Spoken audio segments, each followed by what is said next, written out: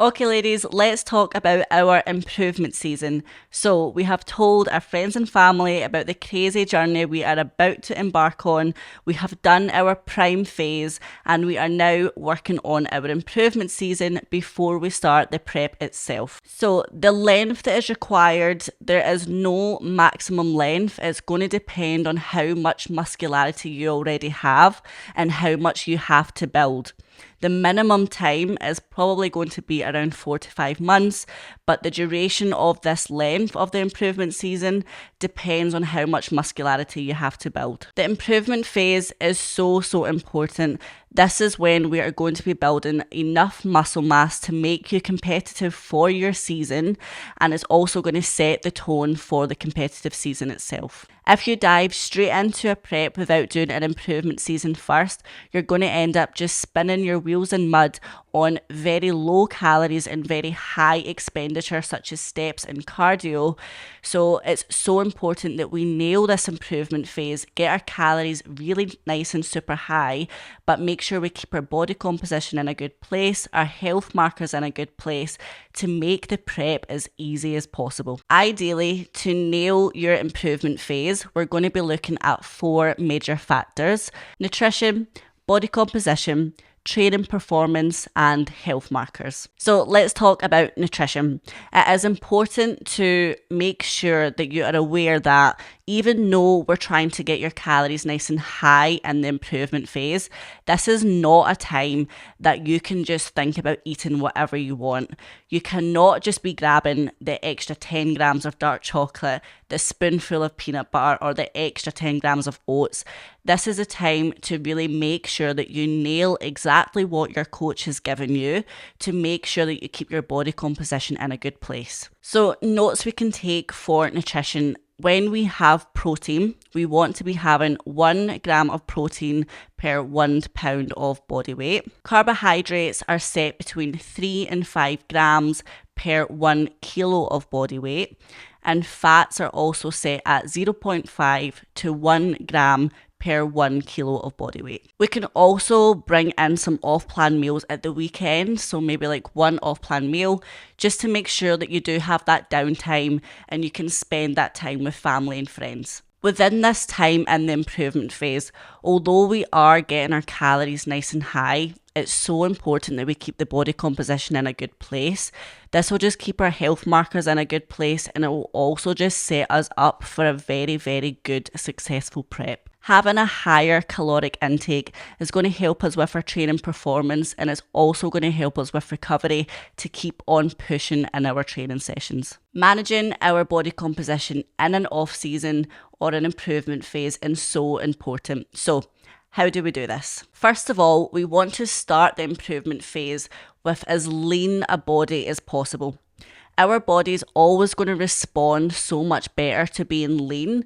So this is what you're going to be doing in your prime phase. So when we start the improvement phase, the leaner we can be, the better our body is going to respond. And it also means we'll be able to get the calories nice and high over a period of time without compromising the body composition. In regards to our nutrition, this is not the time that we should be grabbing the extra grams of dark chocolate, peanut butter, whatever it may be.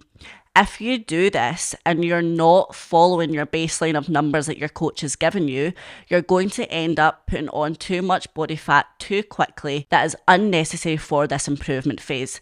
Remember, your body's always going to respond better with a better body composition. So if you can get your calories nice and high by following the meal plan that your coach gives you, you're not necessarily going to put on too much body fat, which will then just lead to a successful and easier prep.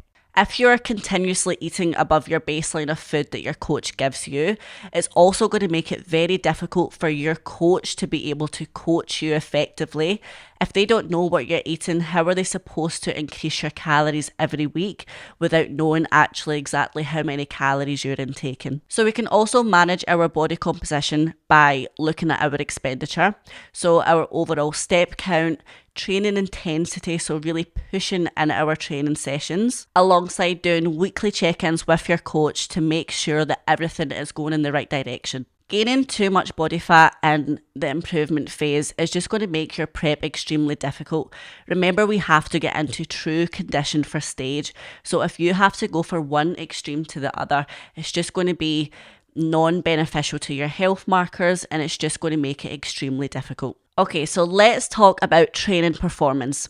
This is a time where you should be training with intensity to be able to grow as much muscle mass that is needed and required to be competitive in your season. In your improvement phase, this should be when your strength is at an all-time high.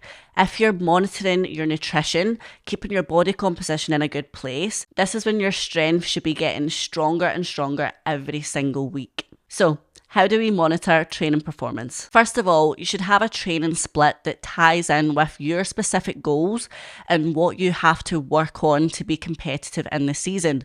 So the areas that you're maybe lacking, whether it's quads, whether it's delts, whatever it may be, your training plan should be specific to you and the feedback that you need to get better on. Your split should be one that you can train hard on, but you also have to look at recovery as well. Remember, recovery is so important, and you will not be able to push with full intensity if your body is not fully recovered. Within your training split, you should be looking to be using progressive overloads. This is when we are pushing for more weights and more reps every single week. You can do this by making sure that you log your reps and your numbers down in a logbook, and every time you go into a session, you are trying to get stronger every single time. Even if it is just one more rep, that's how we progressive overload, and that's how we're going to get stronger every single week. So, health markers. How do we manage our health? So, if you nail all of the points above, the nutrition, your body composition, and your training intensity and recovery, this is how we keep on point your health markers. Remember, if you are looking after your body, you're looking after your nutrition and your body composition throughout this phase, that's what's going to keep us as healthy as possible. Remember, a healthy body is always a responsive body, and your body has got to be responsive in this industry, even if it's in your off season, if it is in your prep. We need a responsive body, and if your body is unhealthy, if it's stressed, it is not going to respond. So lastly, how do we monitor our mindset in an improvement phase? So in this phase, you are going to be accumulating a little bit more body fat than you're probably used to. So you have to get comfortable with being uncomfortable. This phase is so important, and if you don't nail it, and if you don't get your calories super high and train with good intensity, you're just setting yourself up for failure in your prep. You must switch your mindset from aesthetics to performance. Really think about pushing with intensity in every session that you go in, and stop thinking about the emotional side of how you're looking at this point, because that is exactly where you need to be. You only get one chance to nail your improvement season, so do it right.